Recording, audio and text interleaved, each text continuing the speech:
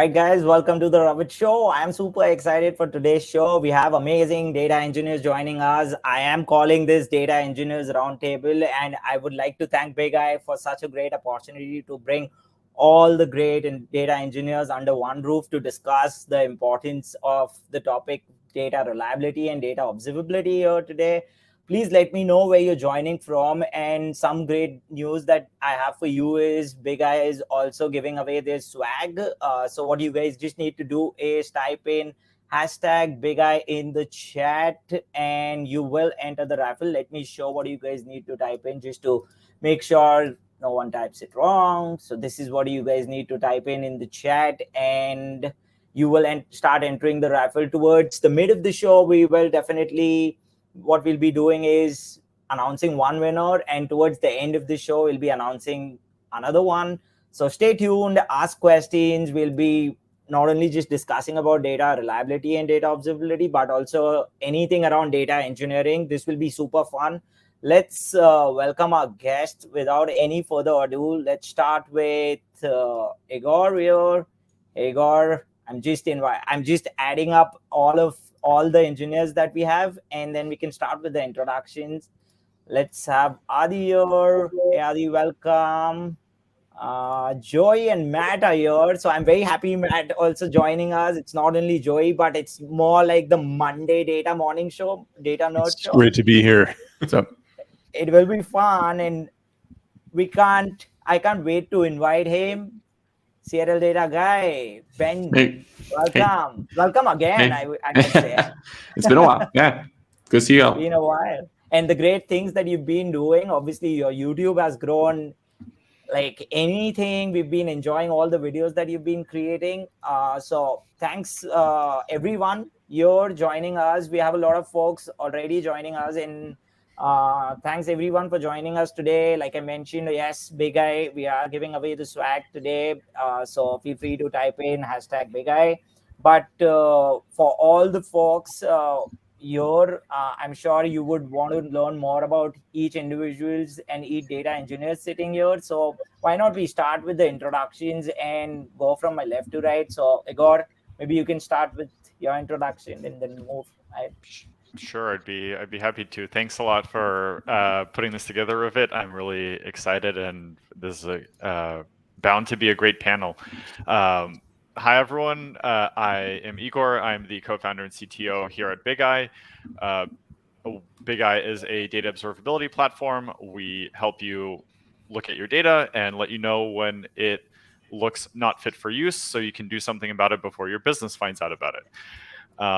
Before starting Bigeye, I was a data engineer at Uber. I was one of the first people called a data engineer and did a little bit of everything from infrastructure, ETL, data modeling, BI, so on and so forth. And going back even further, I've been a software engineer my whole career, but I've fallen into the data space once Hadoop started getting big, and I wrote like MapReduce jobs, and I really got into the whole analytics and data infra side of things, and from there I jumped into data warehousing, and that's how I started down my path. Awesome. Thanks for that introduction, Egor. Adi, what about you? Thank you so much, Ari. It's great to be here and lovely to meet everyone on this panel. So hi, I am Adi. I am leading the DevEx team at Treeverse, contributing to the open source Lake FS. And together with a lot of the folks here today, we're working towards influencing the future of data technologies and the developer experience for hands-on data platform builders. I met Hadoop back in 2013, writing multiple MapReduce as part of a research work in machine learning, trying to incorporate Mahout into and leveraging Mahout and writing MapReduce back then, and also later on continuing developing that aspect into Spark and building infrastructure for big data. So super excited to be here today and work with you all to define the future as we see it. Wow, can't wait to hear you, Adi, and maybe it's Joey, Matt. What about you guys? Hey, what's up? I'm Joe. I'm Matt. Amazing. So yeah, we're Ternary Data. We're a data engineering consulting firm based in the US. I guess we both call ourselves recovering data scientists as well. So yeah, that influenced much of why we're in data engineering today. We're also the authors of Fundamentals of Data Engineering coming out this summer on O'Reilly. So happy to be here. Yep. Yeah, and I would say, I mean, just seeing what was happening in the data engineering space, the evolution away from Hadoop toward cloud was part of what motivated us to start our company. Yep. Wow, this is amazing. I know for a fact where, Joey, I'll have a lot of questions around your book, and I'm sure the folks who are joining us today as well, they have a lot of questions and a lot of book recommendations that they would be needing. I know Adi's writing a book too, so definitely there are many more questions coming around that. Maybe, Ben, what about you? Yeah, I mean, just kind of data, currently mostly focusing on, like, again, data engineering consulting. Also, like you referenced earlier, putting out videos on the Seattle Data Guide channel on YouTube. And then before that, working at Facebook as data engineer and kind of in startup world data engineering. I think, like many people, kind of initially influenced by the data science space early 2013, and then eventually was like, nah, I prefer data engineering. So then, yeah, that's kind of my general background as well.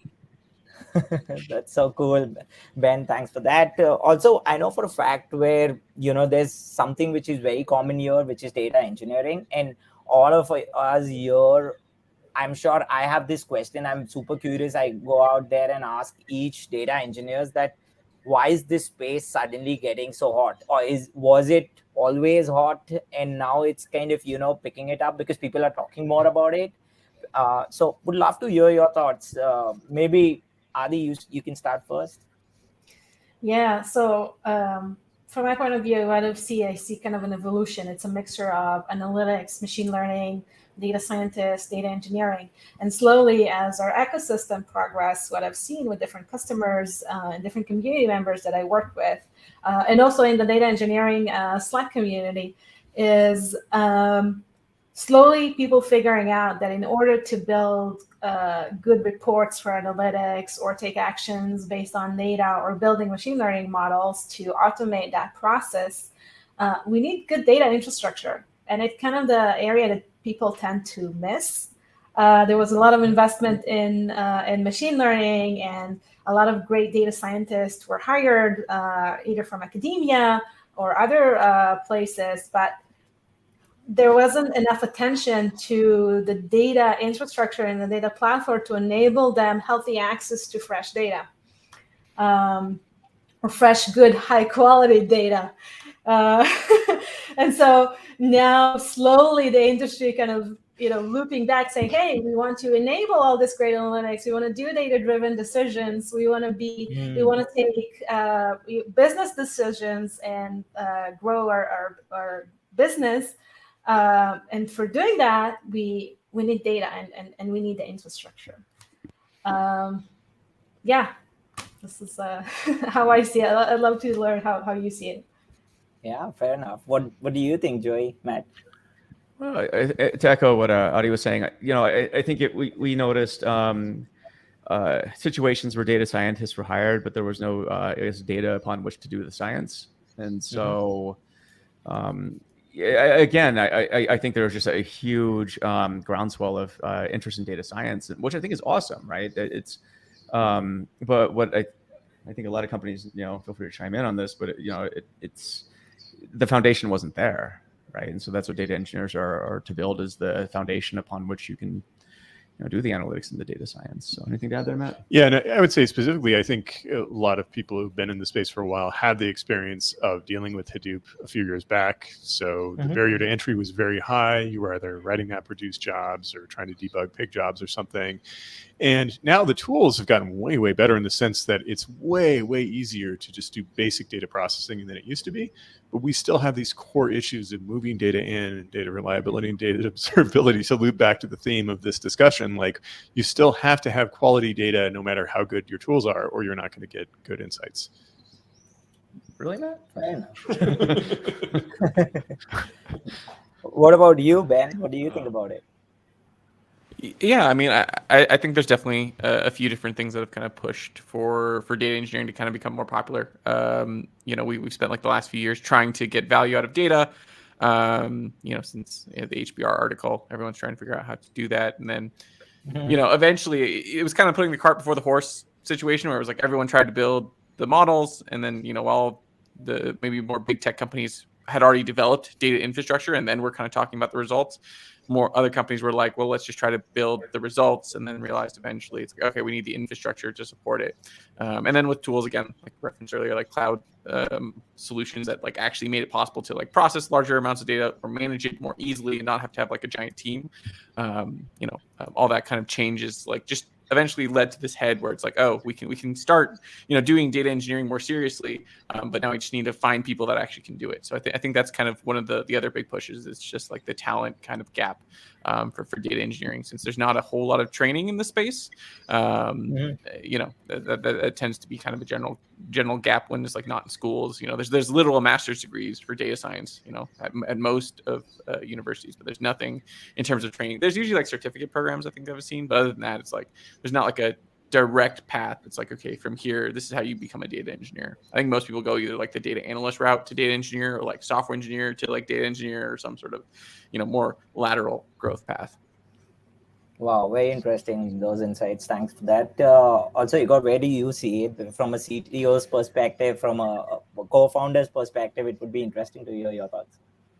Yeah, I would like to dig in a little bit more on what Ben said, because I think that's very relevant, which is data engineering grew out of the need to support the solutions that the businesses wanted to have. So I don't think data engineering is a new concept. I mean, if you look at organizations have been doing things with data and making decisions around data for as long as businesses existed. Finance has always been a very data-driven sales, finance, accounting. Like, this is just take the numbers, make a decision about what the business should do. How many people can we hire? How many sales? What is our sales forecast, and how fast can we grow in the next quarter or the next year? These are all applications of data. The interesting thing happened is when there was more data available and the business started thinking about new things to use data for. So even at Bigeye here, the bare bones data, if you think about it, is what's our revenue, what's our spend, and what does that mean in the future, and how do we project our growth and headcount and hiring plans. So businesses have been doing this forever, but now we're saying, okay, can we look at what features are popular based on who's using them and how often are they being used, and can we get some quantitative measures of people interacting with the product? And that's a natural evolution of, we have the data, now let's actually go do something interesting for the business. And that's where data engineering is necessary, is because once you get into that heterogeneity of the data, where there's just too many things for somebody to keep in their head, you need to start building systems and processes around it. Oh, that's very interesting answer there, Igor. Thanks for that. Also, in terms of, we have a lot of questions coming in, a lot of folks joining us. I just wanted to take this interesting question from the audience, and it is kind of very much related to the topic that we are here from Ravina Oswal on YouTube. What's the difference between data reliability versus data quality? It's a very interesting one. Anyone who wants to pick it first? I can go. I get this question a lot. I feel like I get the question of what is the difference between observability and reliability and quality, and which one do I care about and why? The way that I see it is data reliability is talking about whether your data is fit for the needs that it is trying to address. So at the end of the day, data is used for something that a person will end up consuming. A dashboard, maybe it's going into a machine learning model for training, and that's influencing what product recommendations you're serving to users. And understanding whether that data is reliable enough to feed that product is what I would consider data reliability, and building the processes and using the tools necessary in order to ensure that and surface that. Data quality, in my mind, is a more point-wise operation of, there is a definition about what you mean about for a single piece of data to be high quality, whether that's a data set, a column, a row, whatever that may be. And you can define data quality, but then that needs to roll up into, well, if you have two tables feeding into a report and both of them are high quality, is it possible for the report to not be reliable? And the answer is yes, because the quality might not be measuring all of the aspects that you care about from an end product perspective, like such as latency, or do the join keys even match? Because if one side is high quality and there are unique IDs and there's unique IDs on the other side, but they're not joining out, your report's broken and not reliable. So that's how I see the split there. And here's another way in which they're entangled. So data quality can drift. It's a huge problem. I mean, in the ML ops community, you see a lot of discussion of model drift, but data itself drifts, right? You have applications producing data, a lot of external sources, and the data can change. And so part of reliability is the consistency of the data quality, and also the ability to detect drift when it happens as the quality is going down. Very interesting, those insights. Does anyone have anything more to add? Feel free to do so. Yeah, I want to add data uptime. Sometimes when we work with distributed systems, we look at stochastic systems, right? It can be that at some point of time, we're losing one of the machines or something happened along the way. And so we'll have a data downtime and won't have access to the data at all, or have partial access to the data. Or sometimes engineers need to tweak some of the data that is available in production, or they're not deploying new business logic. And something happens. So I see data reliability also as a way to roll back into like the raw state in order to reproduce the logic to enable high quality of data for the data consumers. So this is another aspect of data reliability, in my opinion. Fantastic. Thanks for those insights, Adi. Makes sense. Okay, we'll take another question here from LinkedIn, and it's from Aditi. She's asking, we've heard a lot about end of ETL, and yeah, I've had a session with Detroit, and they mentioned about it too, where they are kind of focusing on the T from the ETL or the ELT. Can anyone share more light on this? Maybe Ben, Joy, you can give it a shot. I think that the death of ETL is greatly exaggerated. And in fact, I would say with stream processing becoming more, I would say, of a, I don't know if it's a central paradigm or it's more common in workflows. Paradigm. Yeah, I actually think you'll just see more T, regardless of how you E or L it, for example. And so, but ETL, there's definitely some value to it, I would say. Matt, I think we riff on this a bit. What would you say are the benefits of doing ETL? I mean, in general, and Bill Inman talks about this a lot, it's important to get your data into a shape where it's suitable for consumption.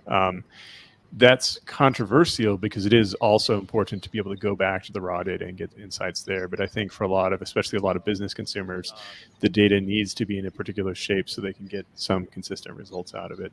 The other thing I'd add in terms of quote unquote death of ETL is that part of what's happened is we've generalized our paradigms a bit. In other words, ETL is still there. It's the whole transformation of pipeline process in the cloud is much less rigid than it used to be. And so it's not always explicitly extract, transform, load. It can be extract and load and then transform, or a variety of other flow patterns. Extract and transform, load again, right? Yeah, so exactly. Yeah. Okay. I mean, I think I'd probably parrot that similar feeling, right? And also like I feel like we get the death of XYZ for especially like in the data field, in any field, right? Like the death of whatever Angular. It's just a common thing, right? Like it's like, oh, this is going away. It's like it generally doesn't necessarily go away. At the most part, I think it tends to morph or change. Like referenced earlier, like okay, now some people are incorporating ELT instead of ETL. I still think I see plenty of ETL, especially at like larger companies. I think there's just a lot of different places where and I like the generalized component where it's like, even when I reference things often just as data pipelines, because to me it's like that could reference an ETL, it could reference an ELT, it could reference the stream, it could reference maybe something more that's on the integration side. Just because it's like people have kind of taken different approaches, even in the same company, for doing similar work. I think you generally have more unified processes as you get like more data governance, but like especially like on the smaller scale of companies, like you'll see like they'll be doing like 2 or 3 different methods, depending on the team you're working with or something like that. Well, so now there's reverse ETL too. And so, then- then it kind of like came back in vogue and just backwards. I'm just kidding. But, yes. Well, yeah, exactly. It's like, I don't know. To me, it's like it's not going anywhere. It's definitely something we still rely on, I think, heavily. And you're just gonna find people that have preferences. Like some people are like, I like doing the transformation in the code. I like doing the transformation, after it's loaded into the data warehouse. And sometimes it's just up to to a person or a team to decide kind of what they enjoy as well. And we could argue what's best, but like it's like the open source versus like picking a solution versus like building custom. It's like you always see people tend to lean towards one that they enjoy or they rely on or they believe is best. So I think that's always going to be dependent on people. What are your thoughts, Wow, Adi? interesting. Yeah. Yeah, I agree because I'm nodding. It's like all the reverse ETL, ELT, etc. I remember digging into all these aspects and trying to make sense out of them and kind of like classifying, categorizing them as we go to help people in the community learn more about the different aspects in data engineering. And yeah, I agree. I think it depends on the data platform that engineers are building at the end of the day. Like, how do they consume the data? How do they do the transformation? Do they need a pub sub mechanism or some kind of messaging mechanisms? Do they need the streaming processing? Or they're going completely with batch, and that's fine. I mean, what's the SLA for that data? What are the expectations? And also the notion of data product. What are the criteria for a good, healthy, working data product that engineers can engineer and also maintain for the long run. So I believe all of these different aspects is similar to what other people said here. We're building a data pipeline. It does transformation. It brings it from one state to the other state.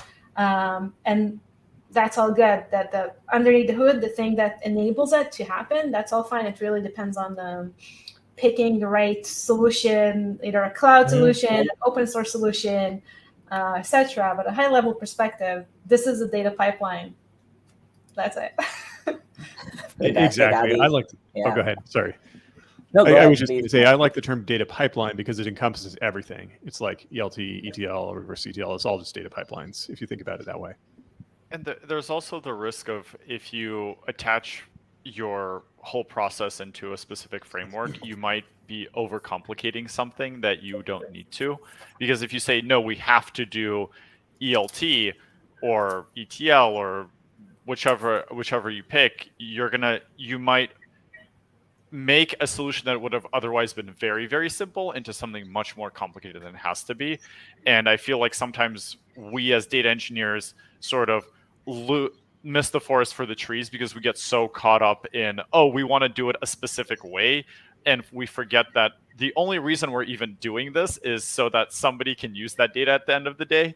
And that's what we need to spend more time focusing on. Agreed. Dogma is not a good thing. Very true.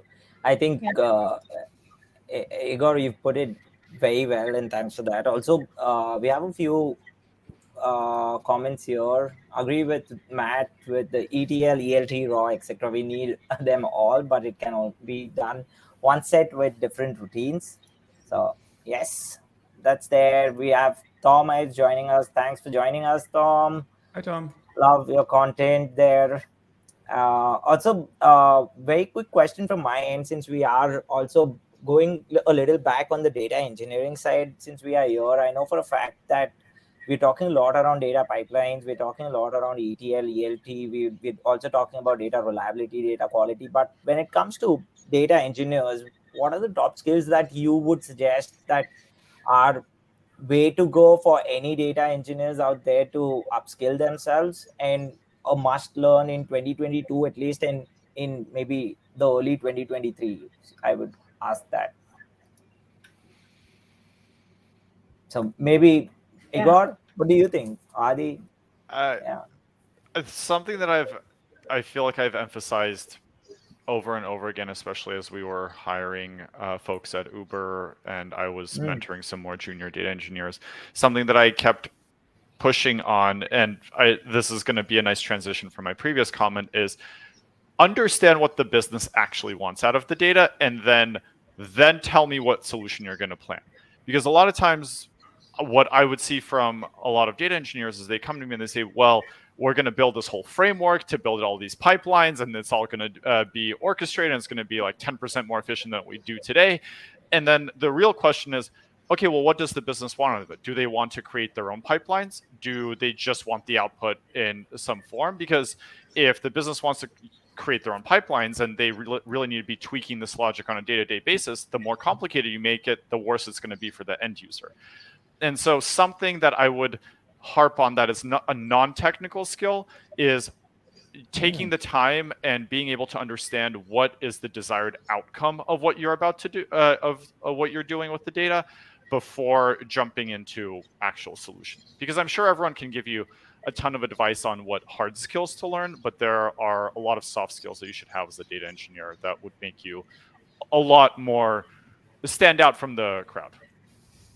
That's a co-founder talking, so I can definitely say yes. God. But Adi, what are your thoughts about it? Yeah, I cannot agree more. Like being curious to really understand what's the data is used for, what is the data product, and who are the customers that you serve as an engineering company. I think it's one of the most important skills for a data engineer in order to make decisions around tools. And second thing, and that's for more people that want to get into that space, one of the commonality among the different tools is actually learning SQL. And sometimes it feels obvious, but many of the tools today are operating and leveraging SQL because they want to make their tools accessible to a lot of people. And SQL is kind of a common language to work with data.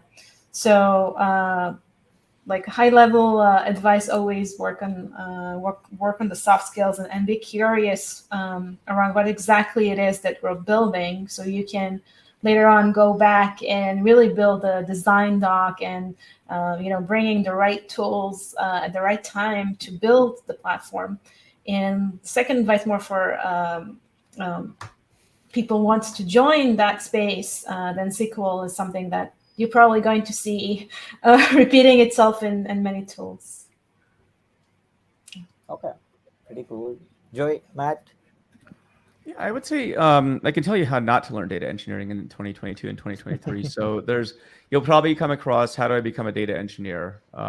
If you do a Google search, you'll probably come across articles that say you definitely need to learn Hadoop. You definitely need to learn Spark, or any of these I would say old or complicated tools. And I would say approach it.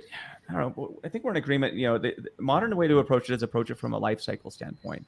So understand the systems that generate data, understand ways of ingesting data, storing it and processing it, transforming it, and then serving it. And also the undercurrents of data engineering that we identify as data management, security, orchestration, the software engineering, architecture. These are all the big picture concepts. I think if you can, digest these concepts, that'll make you a stronger data engineer than maybe picking up a book and saying, okay, I'm going to learn, data engineering for, using what's an esoteric tool. I mean, I think Ray is a really cool up and coming tool, but it's also a bit esoteric right now. I wouldn't try to build my career on it just yet. Yeah, so I wouldn't start out saying like a data engineering Ray handbook, right, or something like that. But it's not knocking it. But I would say just you got to avoid the conversations where it's learn data engineering using X tool, right? X being a tool.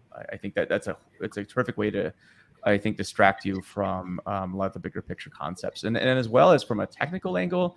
Adi points out SQL, right? That's sort of the lingua franca of data. If you know SQL, you're going to get Anantu, which is on our show just a few minutes ago. We were just having 90% of the stuff you can do in SQL. Probably Python's another good language to learn, but I would say as well, as people pointed out, be curious, and also find. And Egor points out, learn how to understand what value you're going to add. This is as much as you have the word engineer in your title.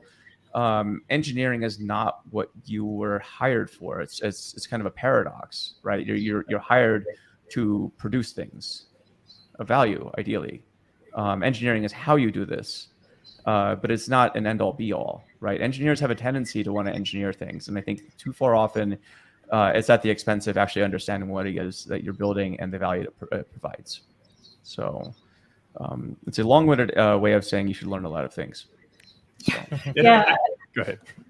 Love it. Also, problem solving, right? This is one of the big points. Is here you go. Here is a problem. Here's like a high level definition of what we want to achieve. Please solve it for us and design the workflow and everything around it and the features that you want to build. So yeah. And to loop back to what you were saying as well, to add to what you were saying, Eddie, and what you said, Egor, it's also human problem solving, right? It's like working with the business, not only to get their requirements to say, hey, maybe you didn't think about this thing over here, communicate back, understand how to solve their business problem by working together, and then convert that into a technical solution as well. Wow, this is fantastic. I know for a fact Ben was laughing there when you were mentioning about obviously how to unlearn or maybe don't learn data engineering, Joey. So Ben, would love to hear your thoughts there. Yeah, I don't know if I was laughing for that or because I unplugged my mic. I was like, shoot. No, I mean, like, I guess I'll just kind of add a little bit more to this. Like, I think the one thing I recently heard that I really like is like, a lot of the technical skills will get you hired. A lot of the soft skills will get you promoted.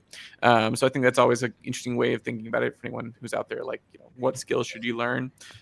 Personally, I always tell people, just make sure you have the basics first, learn a coding language that is being used heavily. Most people, I think, rely on Python right now for a lot of work. Obviously, there's some Scala, but I think Python still tends to be the heavier relied upon like language for a lot of DE kind of work. Obviously, learn SQL, learn a cloud service provider. Just pick one of the big three. More than likely, you can then transfer it to any of the other two. And then from there, just make sure you have a fundamental understanding of like data warehousing, the basics, where we've come, where we're going with it. And then from there, then the soft skills I think kind of come with that, right? Because like I think anyone when you first start out, like the soft skills are important, but you're still trying to like polish off your technical skills. So like you kind of need to start caring about them, but you kind of still need to be like, am I doing the right thing technically? And then like as you're kind of doing that, you start like ramping up and be like, okay, now let's talk about soft skills and actually asking like, why am I building this thing? Who's it for? What's the value it's going to add? Should I even build it? Should someone else build it? Should we find a solution? Should we find an open source solution? Should it be something that we're buying? And then that's when you start learning to ask those questions. I think part of it comes from the pain of building things from scratch and then realizing how much time it takes and how much time it takes after you've developed it and put it into production and be like, okay, now not only have I built this thing, I'm now expected to like continue to maintain it. If there's a problem, I have to fix it, or we have to hire more people to fix it. We have to expand upon it because people want more features. And so I think, you start learning that almost through the pain of being like, oh, I'm going to develop things myself. And then you're like, wow, that was a lot more work to do something very simple than I expected. So yeah, I think in terms of skills, you always make sure you've got that base level of skills, and then you can start building up kind of your other skills, whether it's technical or learning how to scale your impact, learning how to like be part of bigger decisions and ask more important questions. So that's my thoughts in terms of data engineering and skills.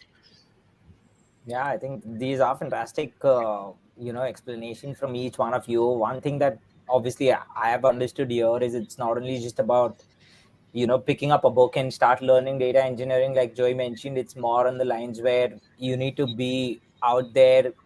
Like Igor mentioned, okay, soft skills kind of play a very important role. If you start with SQL, it's one of the most important things, like Adi mentioned. And it's not only just limiting to, the data engineering that you go out and do that there, but how you're kind of creating the value for the business and how you're solving the problem for your client. That would actually matter a lot. So amazing insights here. Thanks a lot to everyone. Also, we have a few questions which I would like to take on from the audience here.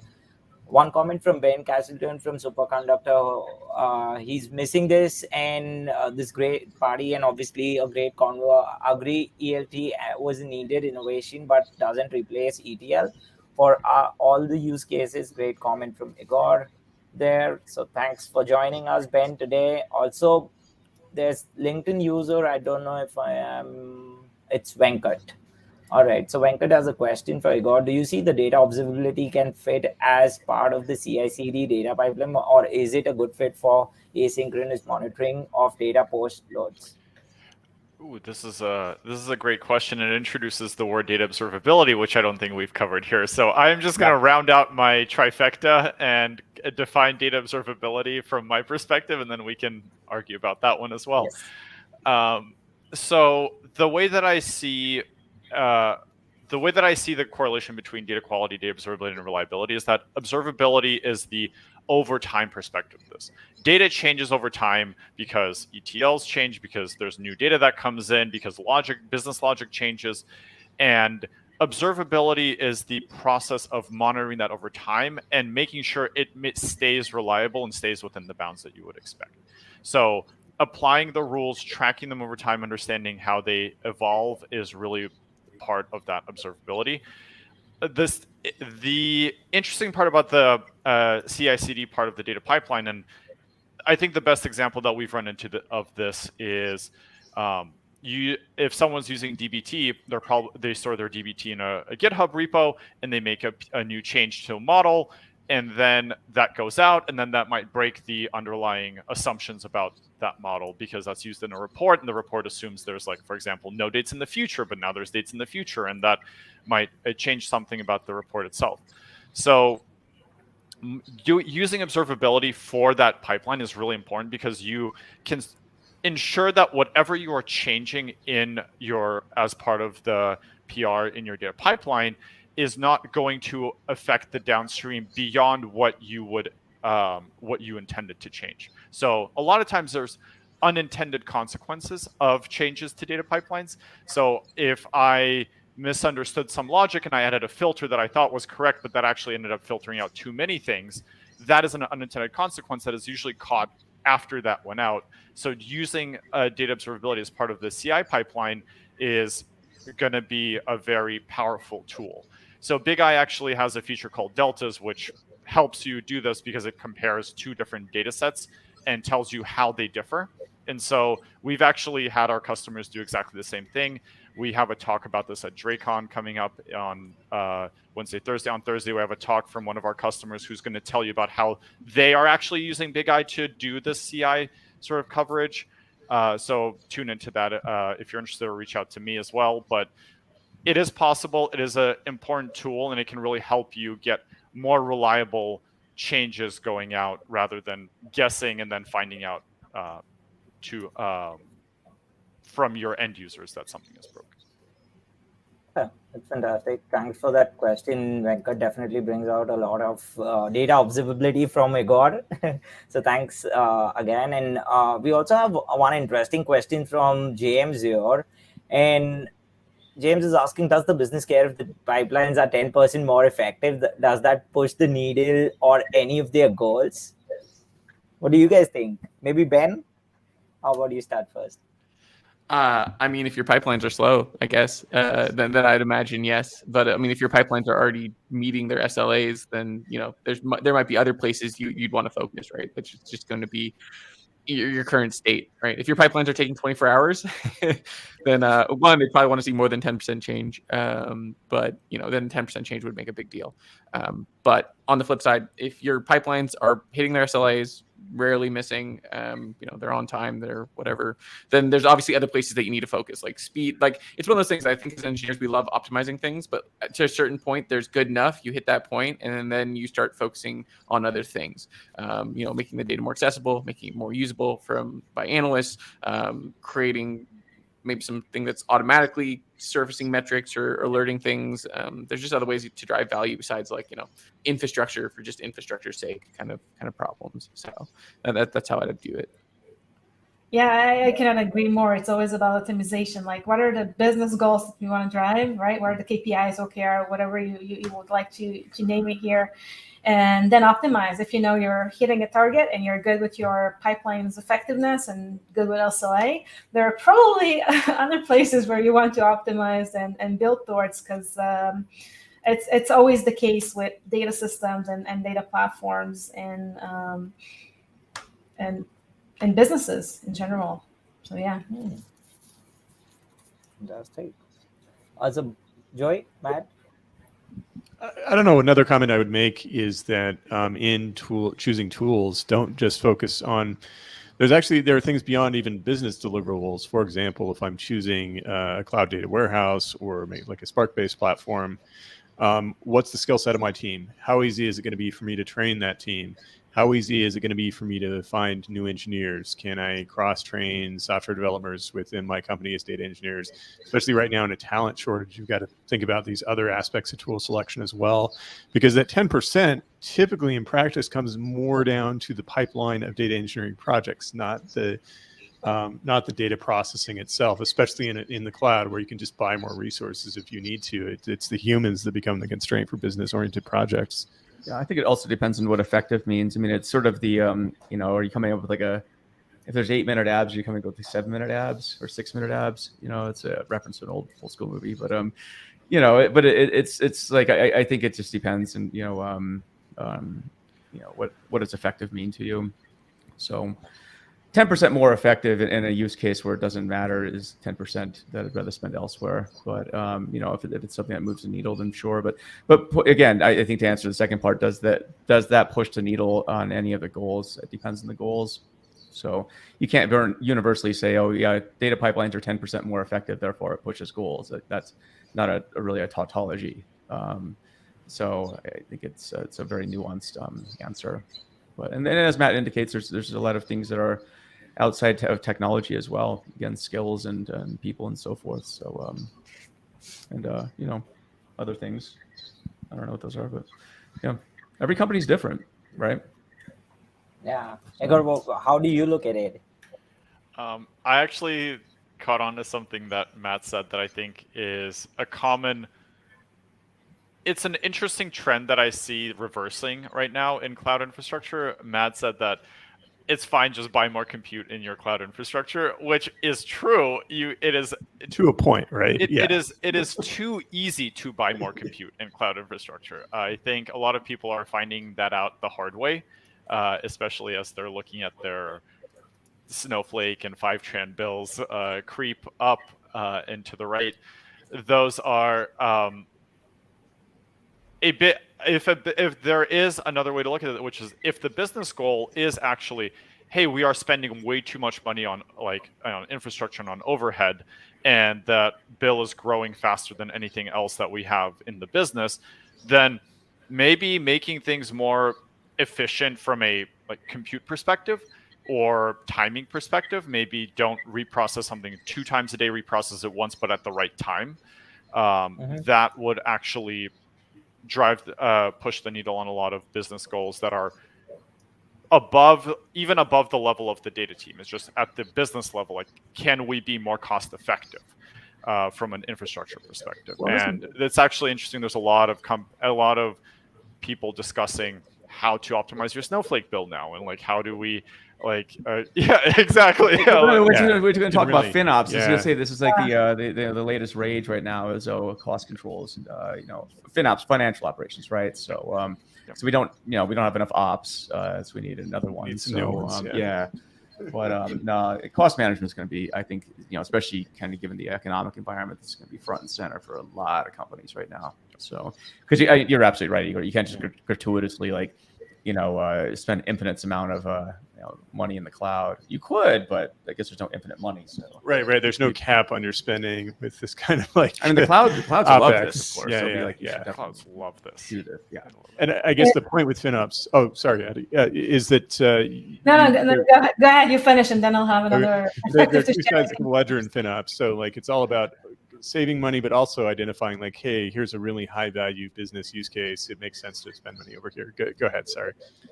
No, it's all good. Actually, I've been having multiple conversations with some customers that said it became tough to reserve compute on some of the cloud providers.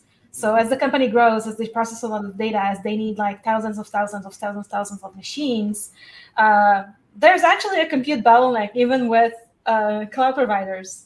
So I don't know exactly which case we're discussing here, but efficiency can be that, hey, I cannot get any more compute even if I have the budget for it. So, it can be like a really, really challenging problem when you say, hey, there's no more machines in the region, or the machines that I actually need in order to continue serving my customers. I like to. I find this really interesting because I feel like when we are at the point where an organization starts asking, how do I process more things than a cloud operator will even allow me to process? You have to start asking questions around, are we even doing anything with all of that compute energy that we're using? Like, what is the actual end goal? Because I get it. Like, you can have a full-on machine learning platform, and any data scientist in the org can, like, retrain a new model and deploy it and retrain it like every hour. Is that actually doing anything? Is that model actually serving anything, or are we just retraining it every hour for the sake of retraining it because that's the default schedule and no one bothered to look? Yep. That's the interesting thing to me, and like having visibility into that is something that I'd be really curious to see if anyone's seen a good solution to that in the wild. Well, it feels like this is kind of what happened in the peak Hadoop era. Like the data lake concept was just like dump it all in there and maybe do a lot of processing, and there must be some value in there somewhere versus like business value oriented data processing. Awesome. I think these are great insights. Thanks for that question, James. And we've drifted through the topic, but amazing insights that everyone is sharing here. And I know for a fact that we have to do one raffle giveaway in sometimes just for the folks who have joined us. Quickly, what you can do is type in #Bigeye, and we'll be announcing both the winners towards the end so that we don't lose the momentum. I love this momentum where we are having so many insights together. So shifting gears here a bit, and obviously I know for a fact, Egor, you also mentioned that you guys are coming up with DrakeOn this week, and with DrakeOn, you'll be obviously focusing a lot on data reliability. So why not have that topic as well for today's discussion, where what is data reliability first thing, and why is it important in the data field? So maybe Egor, if you want to kick things off in terms of why is data reliability important? Yeah. I mean, at the end of the day, I think we've all swirled around this notion of data. The data team needs to serve the business, and the outcomes need to be useful to the business that the organization that they're a part of.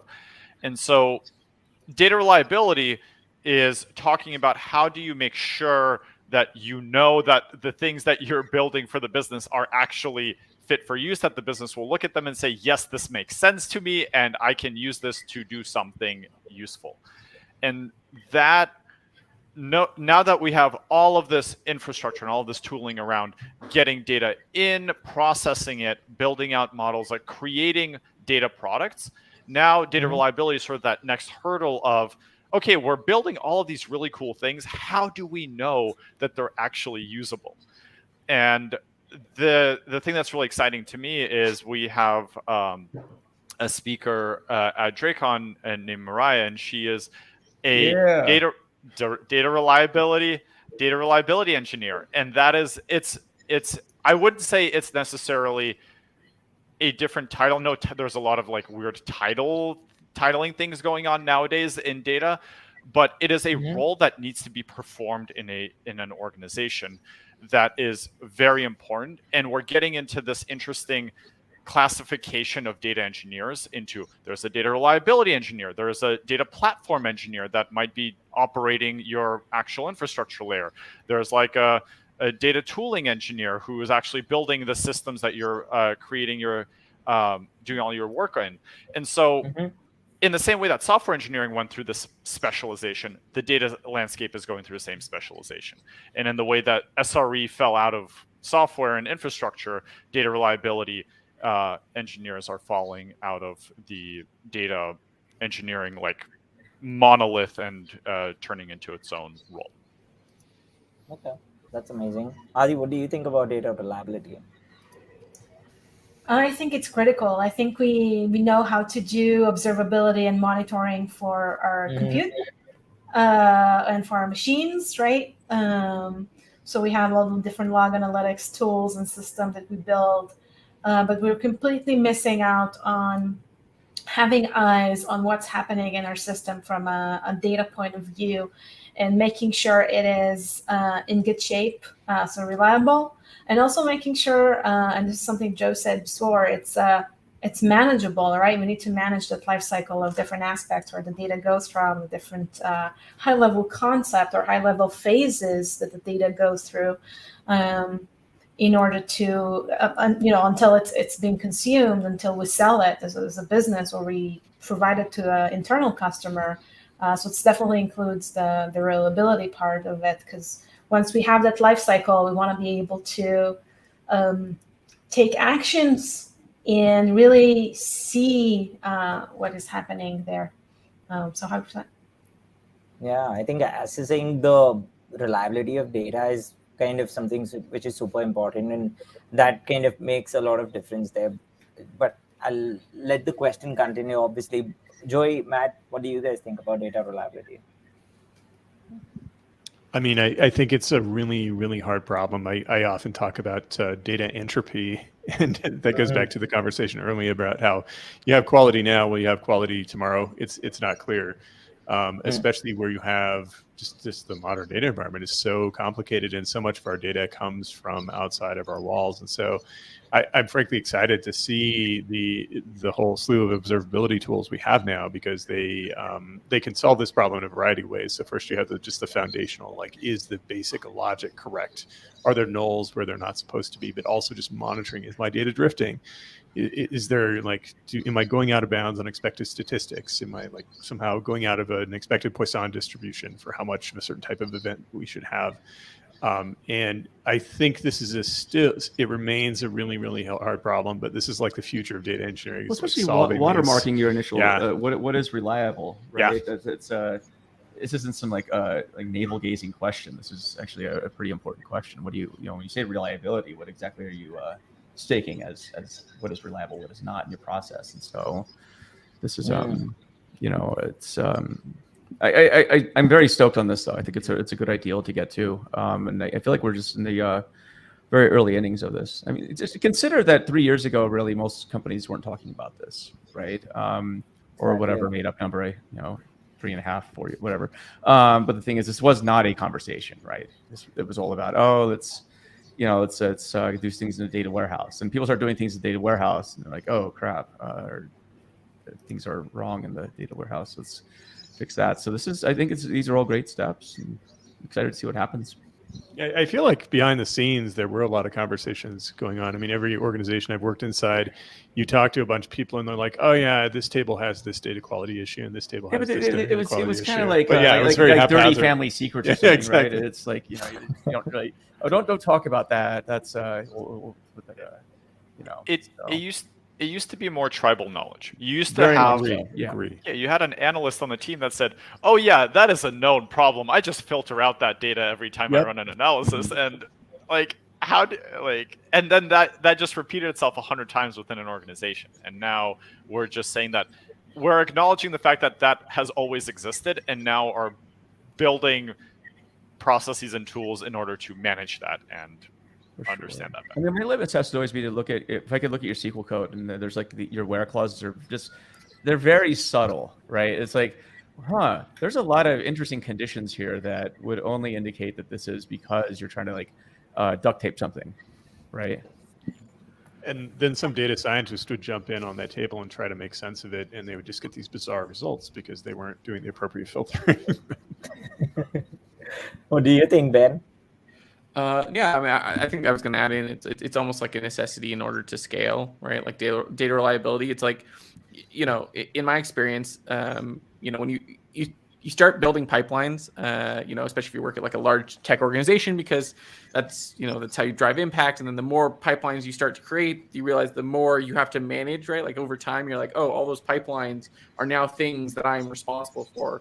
And without things like data reliability or some sort of solution that can manage that, it almost becomes just your job to make sure that those pipelines are producing accurate data. Because if they fail, like someone's going to come at you. And one, if you don't know what's constantly failing, right? So there's sometimes just like that constant failure. You're not going to know what to fix because it just feels like every day you're fixing something new. And then two, hopefully these things are hopefully telling you before there are problems or as the problem is occurring.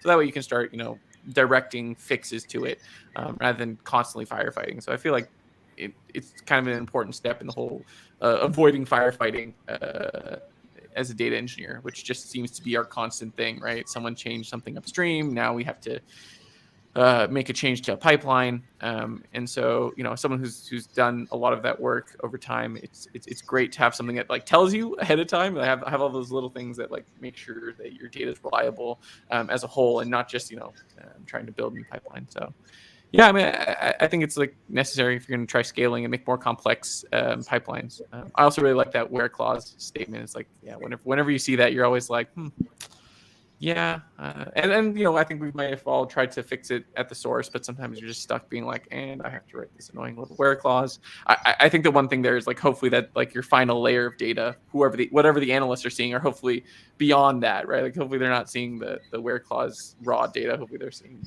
the more productionized data set that's somewhat cleaned. Yeah.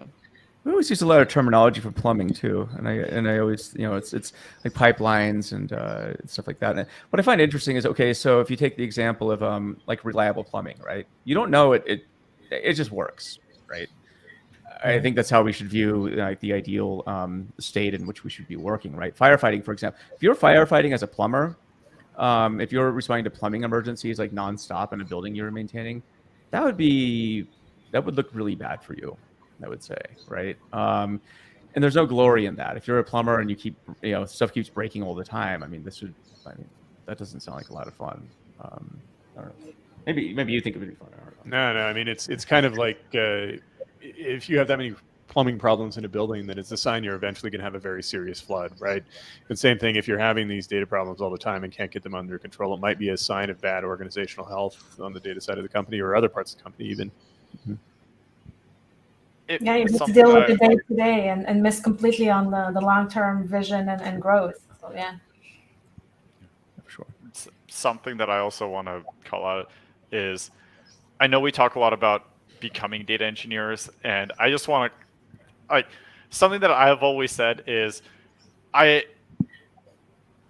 feel like a bit of a masochist because I enjoy the data space.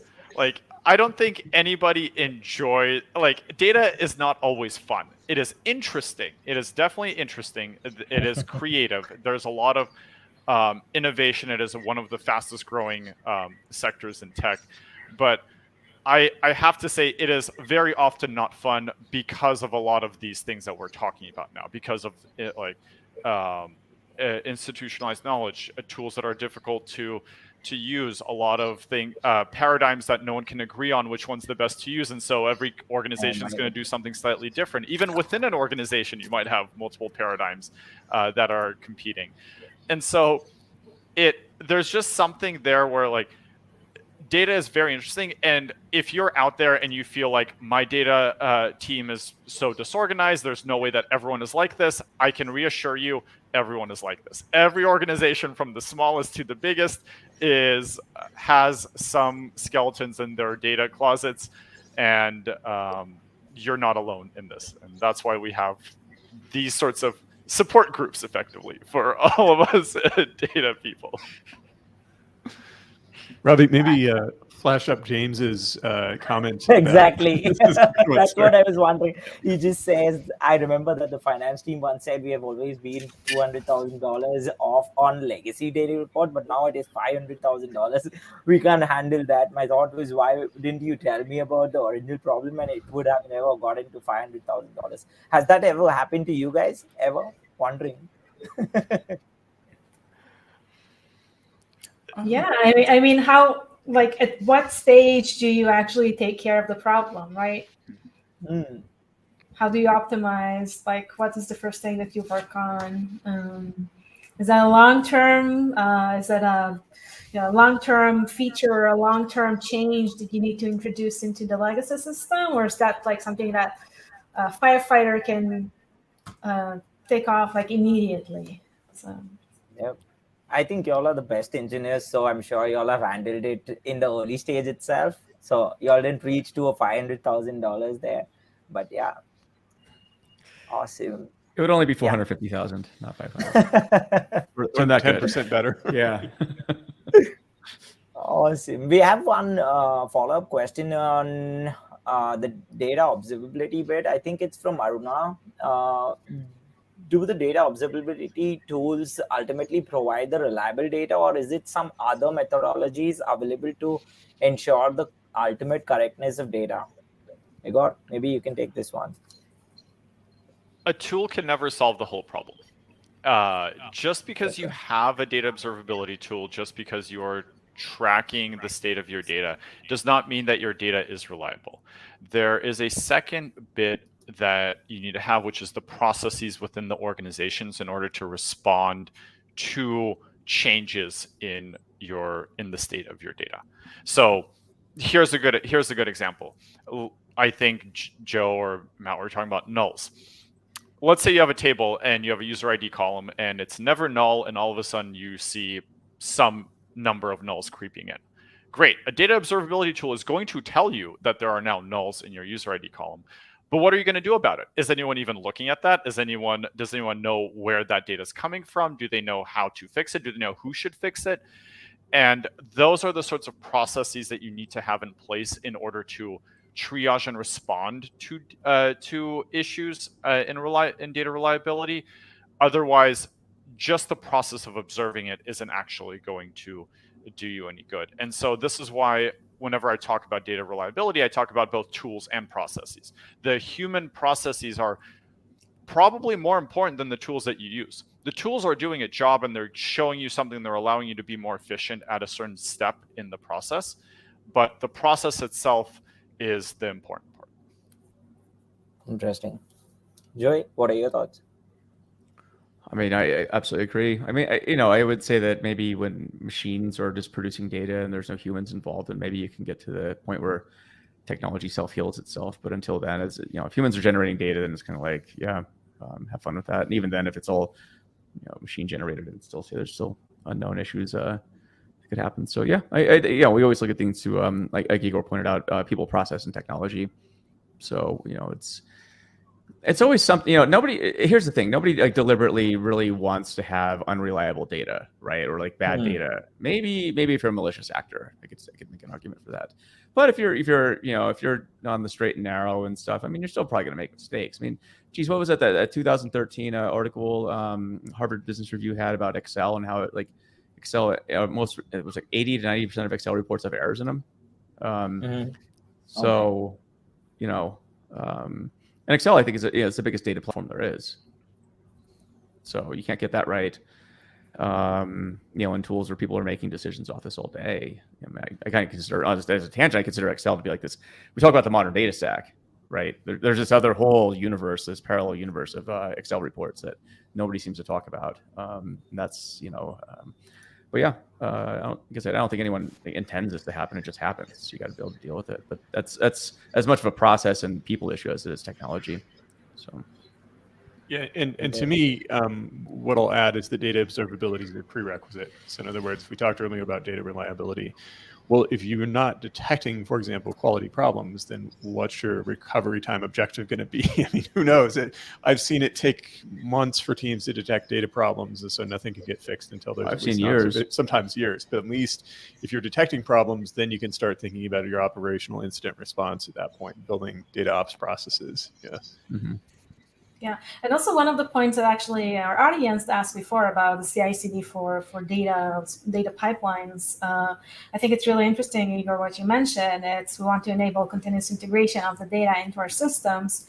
In that point of time, we can actually also introduce some hooks in order to ensure the correctness of the data, and then based on these hooks, introduce more business logic, like what do we want to do with this data that now that we know it introduces nulls into the system and there shouldn't be any nulls there.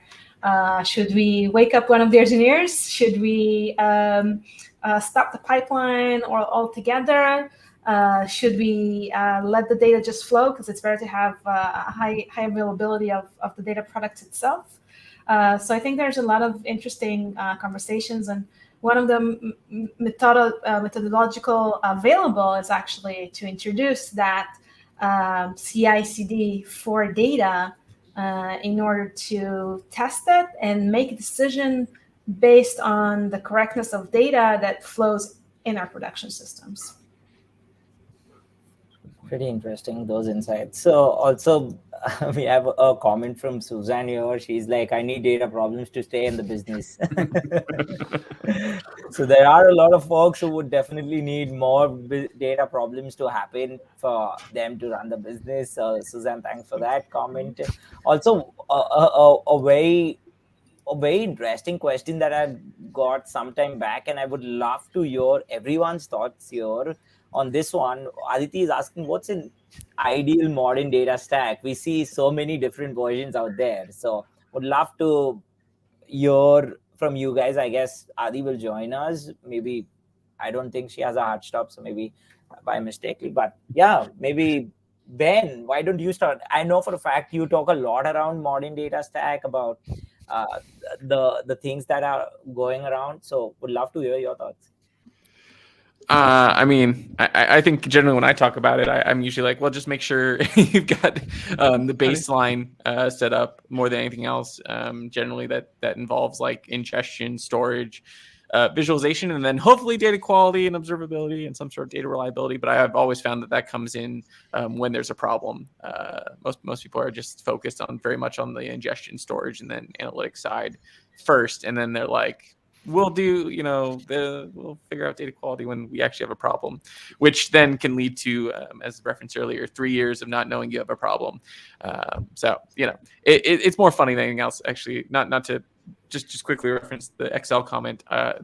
You can just Google like Excel mistakes that have cost millions, if not billions of dollars. And there's at least, I think, like 6 to 10 cases where it's like there have been like just obvious cases where like it was an Excel mistake that has like caused people to report inaccurate finances that then majorly impacts stock price when you have to correct it, or cause people to buy the wrong like set of like derivatives or something of that nature, and then again cost billions of dollars to something like JP Morgan.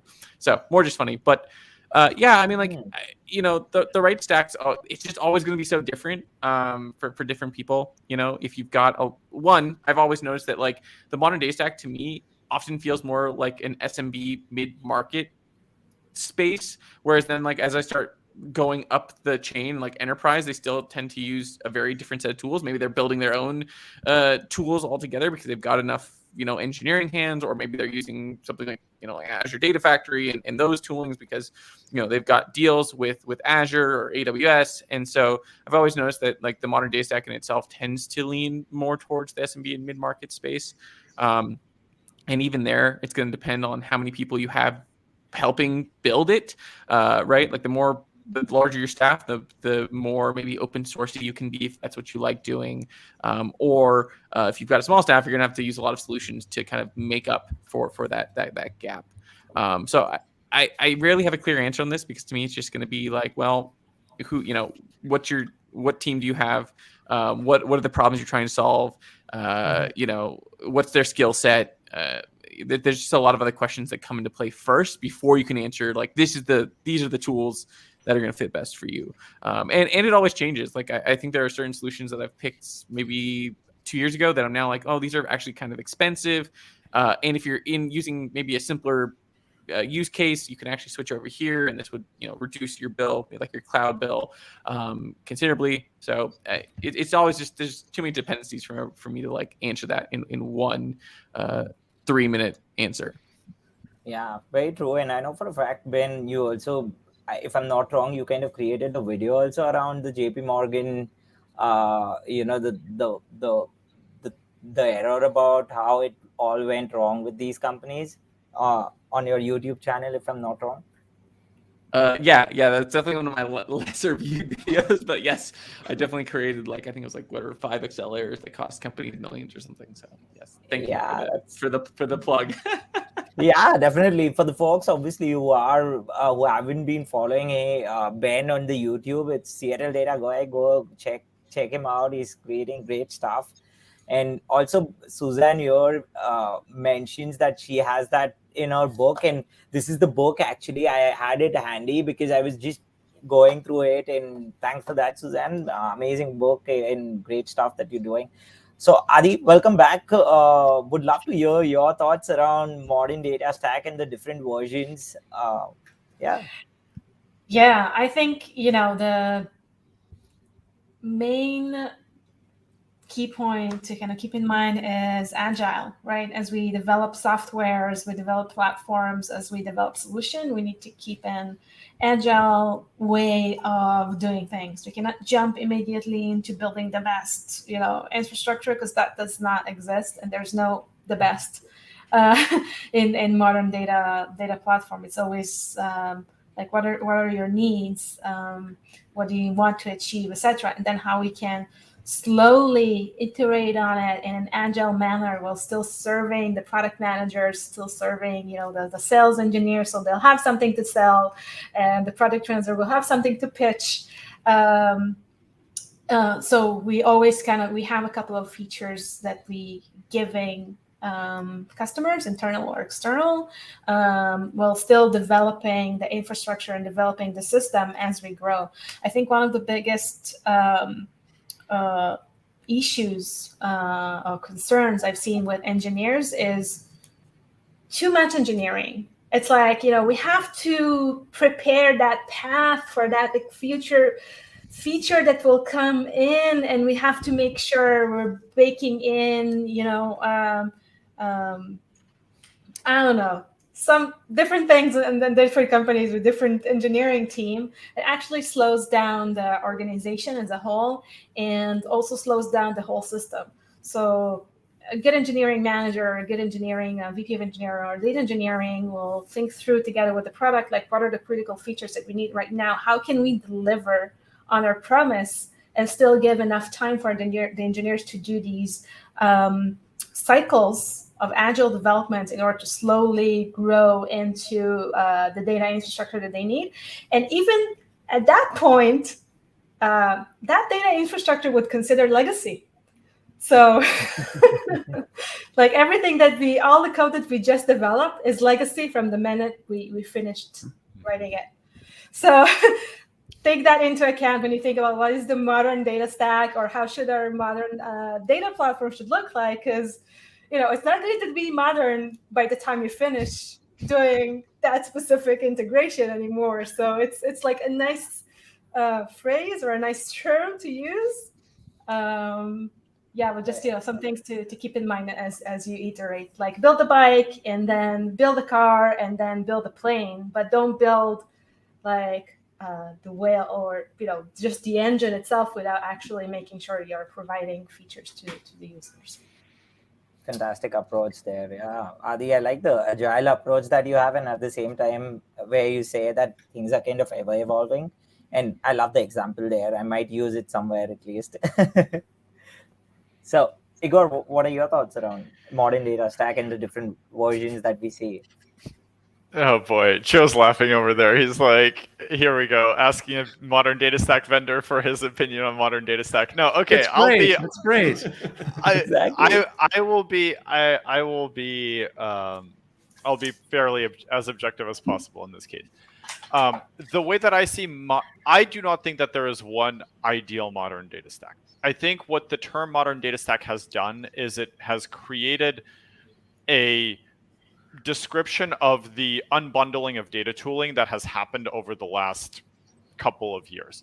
And it has created categories of problems that need to be solved within a data team that can then be addressed by tools that are purpose fit for that job. So here's a good example. The typical, I'm going to make I am in no way endorsing any of these companies by saying this, but the classic modern data stack today is Snowflake, Fivetran, DBT, and then probably Looker or Tableau or Mode or one of those, right? So you have your infrastructure, you have your ingest layer from raw to your warehouse, you have your transformation layer, and then you have your reporting layer. Now, the fact that there are even layers, I think that's really what the modern data stack is trying to represent, is to say, like, look, there are going to be things that you need to solve, problems you need to solve across the in the data space that can be addressed by different tools. And then you can start layering as your problem space grows larger, as your team grows larger, and then you have bigger problems, then you can find another category that fits that problem fits in order to quickly understand what tools and what types of solutions are good for that problem domain. And a good example here is, to Ben's point, teams don't start with data observability. If you don't have data, you have nothing to observe. So then what's the point? You start with, like, give me my infrastructure and let me get data in and let me start reporting on it. Let me start using it. And then once I use it, I need it to be reliable. Then you kind of go for data reliability. And once you get to that point where, oh, my data is not reliable, now what? You look at the modern data stack map and then you say, okay, well, what section encompasses this problem? Oh, it's the data observability section. Great, let me go look there. Then you get too big and there's too much domain knowledge and it's all spread out across teams. And now you're like, well, how do I find the right data to use for any purpose? Well, now you need a data catalog, and great, that problem is addressed by the data catalog circle. And that's what I see the modern data stack as being, is breaking down your problems into domains and then mapping them into those domains and understanding what tools can help you solve those problems. I don't think there's one ideal stack, because I think it depends on your business needs, and there's a lot of companies in each of these buckets and they do different things well, and you have to pick the right thing for your organization. But that is where I see the value in the modern data stack, and so I'm happy to take comments on that one. But I don't think there is one ideal solution here. I think there's a lot of cargo culting too with data stacks, right? I think the modern data stack ain't even that modern anymore. I mean, if you look at sort of the genesis of the criteria of, I think the original criteria of the modern data stack was cloud native, preferably SaaS-based tools. I mean, you can make an argument that Redshift really ushered this in 2012, right? I mean, it was the first time you had I think a cloud-based data warehouse that was democratized for the every person and so forth. And so the democratization of tools, I think, is really what I think the modern data stack brought to the world, and it's a great thing. And with great things come greater responsibilities and greater complexities. But what my ideal data stack really, and Matt, feel free to chime in. But I think it's what we kind of nerd out and call the live data stack. I think this is with the rise of streaming, and I think we're starting to see a lot of efforts being moved back to the application layer. I think over the next few years, you're going to see software engineering being more, I would say, tightly bundled with what is now data engineering, and a tighter feedback loop between application products and what we now call data products. So these might be maybe embedded dashboards, for example, in an application, or machine learning, all the above. But the notion that you have to have sort of a data warehouse that sits in the middle of everything, I think that this, at least Matt and I will challenge this notion, I would say, and I think this it'll evolve. I think there's still room for the existing paradigm that we have, but I think from what we're seeing, it's changing in real time, no pun intended. But so what's modern today will be different later. And as Adi points out too, everything is legacy the moment you write it, and legacy gets a bad rap. I think I heard somebody say once that legacy is it's a condescending way of describing things that make money. Mm-hmm. So legacy is good. But legacy is Actually attended a great session in one of the recent conferences. It's like conference season now, and another one is coming up, that they spoke about actually that we solved a lot of the problems around data. So we know how to scale, we know how to do that compute, we know all this good stuff, and now the challenge is actually how to manage all of that. So the observability way, the fact that we have corrupted data, or we need to clean our data, or correctness of our data, GDPR, all the different compliances, etc. So absolutely, 100%. It feels like we are evolving as an industry, Like we know how to compute, how to run compute and operate and transform petabyte of data. We know how to do it.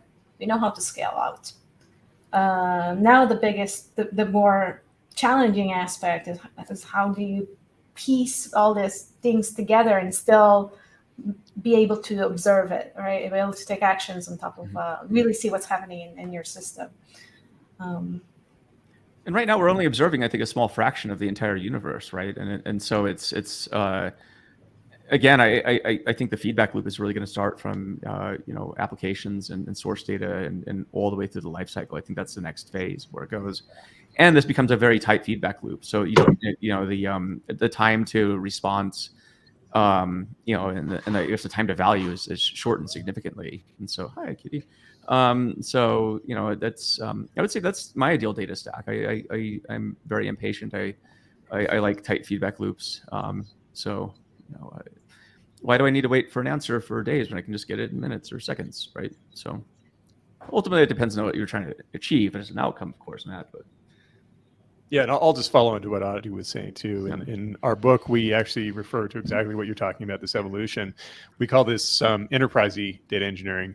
Yeah. And of course, that the term enterprise is kind of off-putting, but the reality is that tools like Bigeye are intended to address these more abstract issues that are actually really, really hard that organizations have been ignoring for maybe the last 20 years.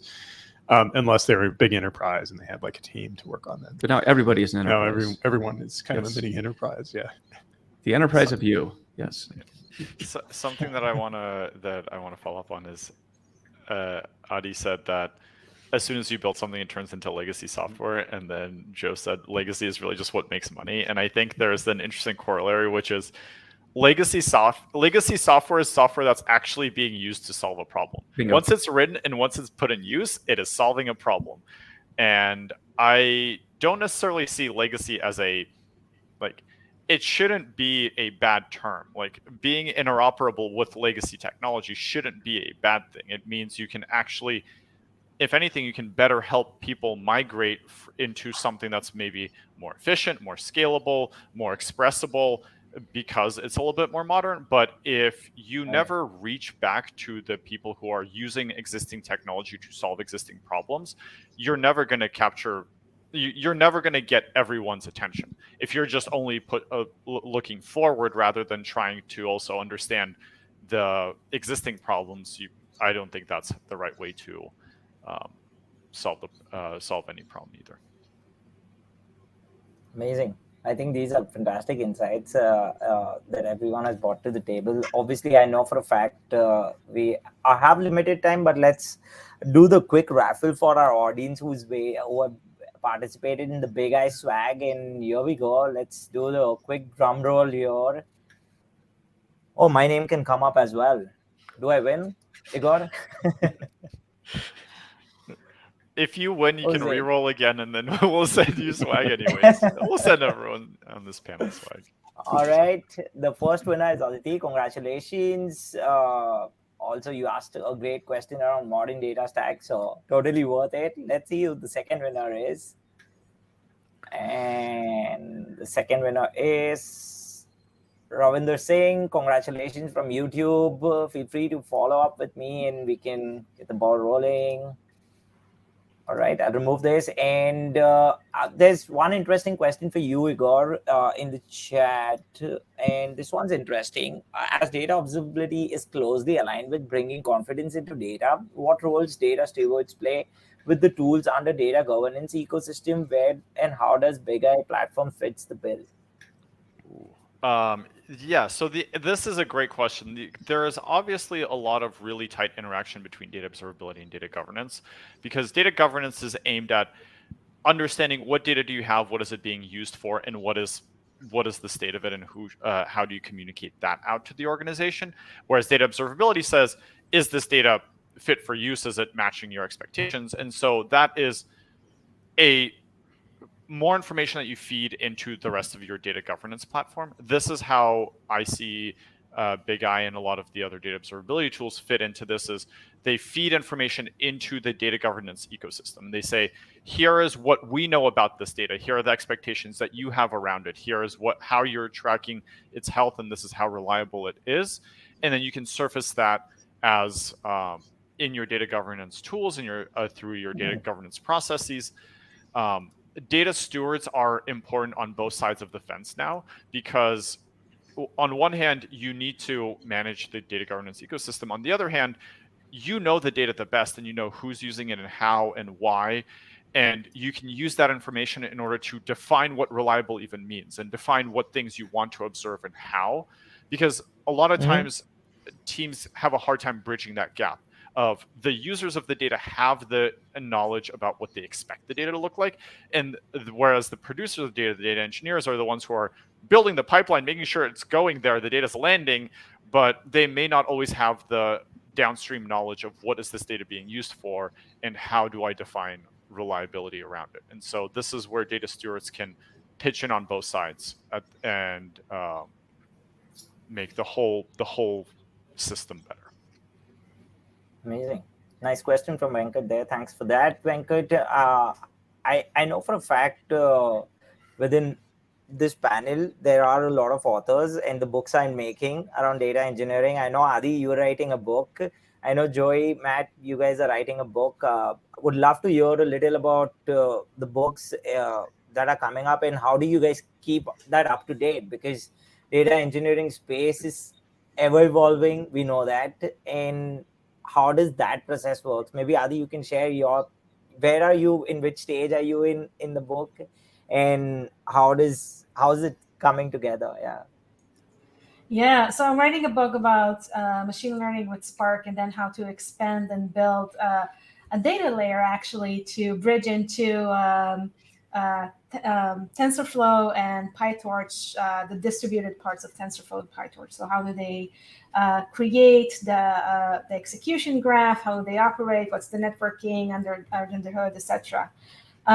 So it's close to finish. There's a couple of cycles more with O'Reilly. There's always, the O'Reilly team is very engaged. I'm sure everyone here are nodding. The people that works with O'Reilly, they're very much engaged and very much want to make sure the content is in a good place. There's a good storytelling baked into it, etc. There is an online copy available. Not all the chapters there, but soon, in a month or so, all the chapters will be there. And then the hard copy would come out early next year. So early 2023. Congrats.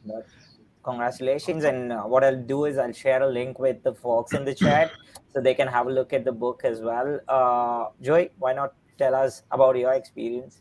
Joy, Matt. Yeah. This book was hard. Even when we proposed it to O'Reilly, they were like, "You're kind of crazy. Why would you write this book?" I'm like, "I don't know, because we're wild and crazy guys, I guess." So it was, yeah. I mean, it would. I think we wanted to take the approach of, okay, so what would a book look like that's going to be relevant, several years from now in data engineering, not just something that might potentially be, out of date by the time it goes to print. Because I don't know, we spent a lot of time on this book, so we want to make sure it's, at least we've tried to read it. And so what we really, is a matter of peeling back, okay, so what's not going to change really, right? And I think like there's certain attributes of, say, understanding source systems, understanding, data ingestion patterns, understanding storage and transformations, how do queries work, and all this other stuff. Like these are fundamentals that I would say are less, they're more immutable, and I think less likely to alteration or trends. And so that was really the crux of even figuring out what that looked like. Once we started writing, I would say, I think 90% of our time was spent researching or reading, and then 10% writing. And seeing as it's between 400 and 450 pages, you can kind of imagine how much effort went into this. So it's fun, but we're in the finishing stages. Our wonderful editors at O'Reilly are in the process of, I think, finalizing the proofs of everything, and expect the book to be released, I think, as soon as August, if things go well. I guess it depends on how Matt and I get things. Yeah, I read the entire book. The previous weekend, and then once the PDF proofs come back, we have to read the entire book after June 1st, and then do it again. Like it's this multi-stage. Yeah, thing. Saudi, your work is not over. Yeah. Not by any stretch of the imagination. But So, what I'll add here is it will definitely go out of date, right? Every book does. We try Yeah. to keep it fairly. I think our intention was to write a book that was more complementary to a lot of the existing O'Reilly library and to books on technologies like the one you're writing, Adi, so that you can turn to those books when you need to understand, like, how do I actually build concretely a pipeline with this technology versus how do I think about the entire life cycle? What are the big problems of data engineering? Or even how do I choose technologies? There are a lot of technologies out there. How do I pick the right ones to integrate it into my pipeline? Yeah, I mean, we took inspiration from Martin Kleppman's book for sure. I think that book is sort of withstood the test of time of designing data-intensive applications. I think it's still the #1 seller in data right now. So that shows you where the industry is actually, that designing data-intensive applications is like the least riveting title in the universe. And that's like a bestseller. That's crazy. I can think of far more boring sounding titles, but that's among them. So what are you going to say, Adi? Yeah, I think it introduced a lot of concept that existed only in specific companies that were already digesting that idea of the distributed approaches and etc. The intense data applications, and also mixed with research, right? Because at the end of the day, the author that works on it has a PhD and also teaches it on a daily basis. So it also introduced a lot of concept that's coming from research and innovation, which was really interesting to see. So I'm excited for your book.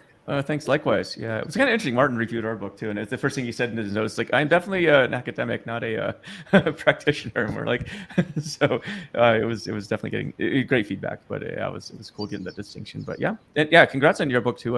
Maybe we'll do a book party.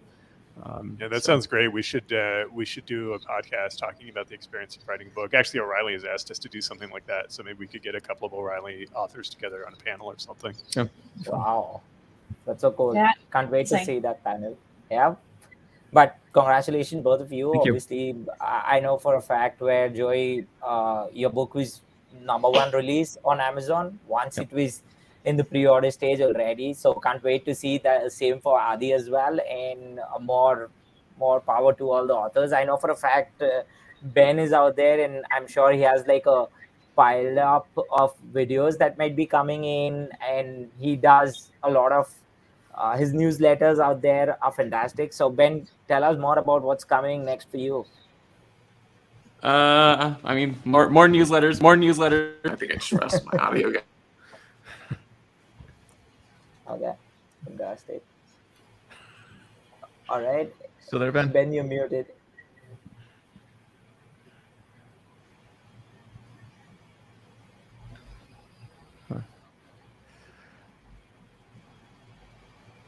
Ben is around the windows, I guess. But okay.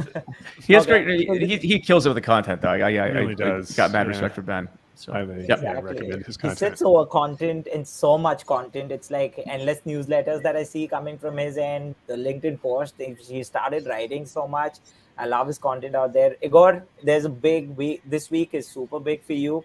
We would love to know more about DrakeOn, about what's happening there, what you guys have created, who are the speakers. And also I'll share a link with the folks. I can actually, you can tell us more about it, and I can share the screen and also let the folks know more about DrakeOn.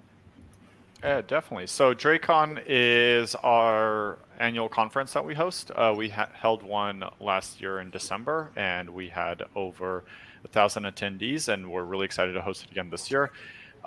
We're doing a couple of things a little bit differently this year. We are going to have a live workshop hosted by myself. I am going to show you how to build a basic data observability platform in under 2 hours purely on Snowflake. I use no tool other than Snowflake. It is actually, Wow. I'm very excited about it.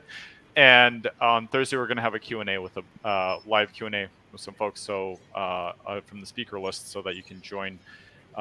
We are running this conference as a community event. This is not meant to necessarily promote any individual product. This is more about concepts around data reliability, how are teams dealing with data reliability, what are the tools and processes that they are using. Like we talked about, processes are really important. And last time we had Drake on, a lot of the feedback that I heard was that people were really interested in knowing, how do other teams deal with their data platforms, and what kind of processes do they use in order to deploy new code, and how do they build reliability into their pipelines? And this is something that is an interesting way to learn about what's going on in other organizations, and how do they deal with the same problems that you may be facing yourself. So definitely looking forward to it. Lots of great speakers from a lot of different industries and a lot of different company sizes, from very small to very large. So tune in and find out what's going on around the industry. Sounds like a plan. I know for a fact it will be a big hit. I've already, I've seen a lot of data engineering folks already registering for it. So all the best on that, Egor. Great stuff. I think we're close to time, and actually over the time, but I didn't want to obviously cut on the conversation. It's one of the most interesting session that I've had, and I would love to have you guys again. Maybe not virtually, but we might do this physically, and we'll have more folks under the table, and we can have some great chat around it. So thanks again, everyone, for joining us today. Egor, Joy, Matt, Ben, Adi, it was such fun to have you guys on the Ravit Show, and like I said, can't wait to do this again, maybe virtually, but more intending to visit you guys and do it physically. We can, if possible, why not? Yeah. Sounds good. Thank you. Cool. All right. Thank you, everyone, Thanks, for everybody. joining us today. Yep. See you guys.